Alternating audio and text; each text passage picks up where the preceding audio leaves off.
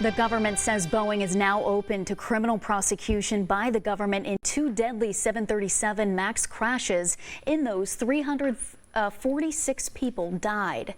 This is on the heels of a door blowing off a 737 MAX mid-flight. Then, of course, the 2 former employees who voiced quality and safety concerns who are now dead. So what are Boeing and its suppliers doing to correct the problems? Not enough, according to the government. Our senior investigative reporter once again breaks it down for us. This is not a design issue. This is not a mistake that just happened. This is a culture problem that within Spirit and Boeing. Santiago Paredes was an inspector for a Boeing supplier, Spirit Aerosystems, from 2010 to 2022. There's hundreds and thousands of people's lives at stake that trust in these companies to build these planes in a safe manner. And through my time working there, I saw a lot of planes weren't built like that. And that's scary to say, but it's the truth. Did you fly one of those planes? Would you fly a 737? I have, but I get very nervous. And like I'm a believer, so I start praying. Every little rattle, I was be like, "What's that?" Santiago approved the fuselage for the 737 MAX before it was shipped to Boeing, but he earned the title of the showstopper for refusing to sign off.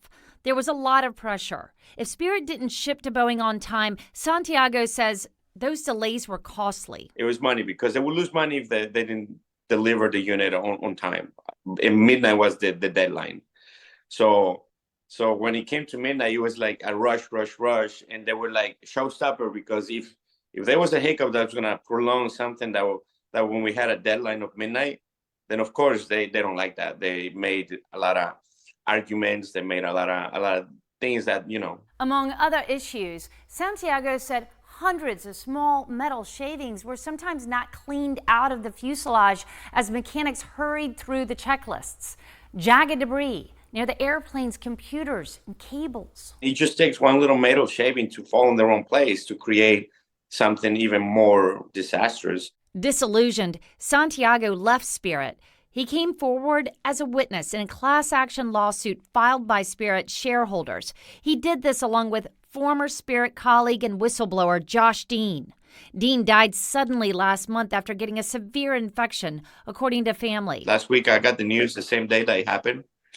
And I sent him one last text message and I told him, I was like, I'm going to finish what we started just because, I wanted to honor his memory. In a statement about the lawsuit, Spirit Aerosystems says, in part, quote, Spirit strongly disagrees with the assertions made by plaintiffs in the amended complaint and intends to vigorously defend against the claims. Santiago's wife, Carissa, is worried but supports her husband for speaking up. This is what's right and this is what should be done, and especially after the first 2 whistleblowers and everything happening with them and their families. It's at a point where it's like, I felt like everybody was trying to be shut up about it. We're all safe. We're not, it's not like I feel like I have to look over my shoulder or anything like that, at least not yet. Working for you, Ann Emerson, News 4.